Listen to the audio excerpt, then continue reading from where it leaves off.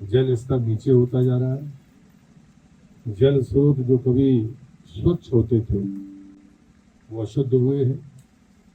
तो चाहे वो हमारे कुआं हो, बावड़ी हो, नदी हो, नाले हो, जो बारहमासी थे वो सूखने भी लगे। लेकिन हमने कभी इसका विचार नहीं किया कि ऐसा हो क्यों रहा है। ये सब हमारे लालच का ही परिणाम है। मध्य प्रदेश सरकार में काबीना मंत्री प्रहलाद पटेल को आपने सुना और उन्हें सुनना वाकई बहुत अलग अनुभव रहा, क्योंकि पर्यावरण के नुकसान की बात सब करते हैं, उसकी फिक्र भी की जाती है, लेकिन समस्या के जड़ में जाने के लिए खालिस आम आदमी के अंदाज में पटेल ने जो कहा वो वाकई तारीफ काबिल है। सिंगरौली जिले में पहुंचे पटेल ने जनपद पंचायत चितरंगी और चटवान नदी के उद्गम स्थल से दिल से कुछ कहा, वो सचमुच समझने लायक भी है। लेकिन जल स्रोत का नीचे जाने का दो ही कारण, या तो वृक्षों की कटाई हुई होगी, यहाँ पर गहरे ट्यूबवेल खोदे गए होंगे, तीसरा कोई कारण नहीं। जब तक हुए थे तब तक हम निकालते थे बाल्टी से। तो हम ताकत के साथ जब चीजों को खींचते हैं तब ये परिस्थिति निर्मित होती है। ऐसा नहीं है कि हमें पता नहीं, हमें अच्छे से पता है, लेकिन हम शायद उस बात के लिए हमें लगता है कि अरे अब हमें को क्यों करना है।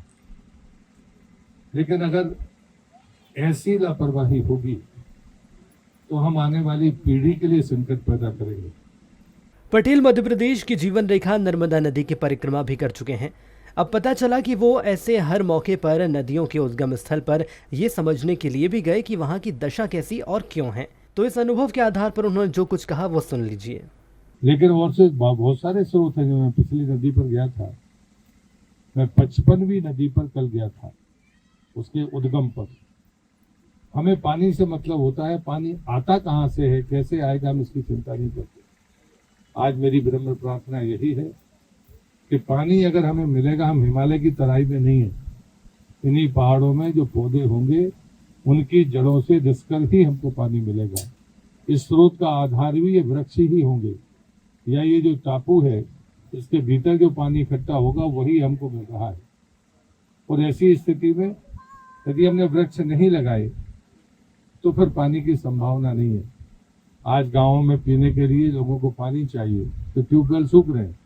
अभी मैं जिस गांव में रुका था वहां तो ऊपर पानी ही नहीं है, लेकिन इसलिए कहते हैं बांध से पानी दे दो।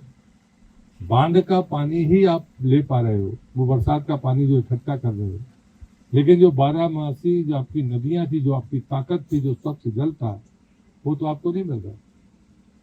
तो साहब ये थी पानी की कहानी प्रहलाद पटेल की जुबानी।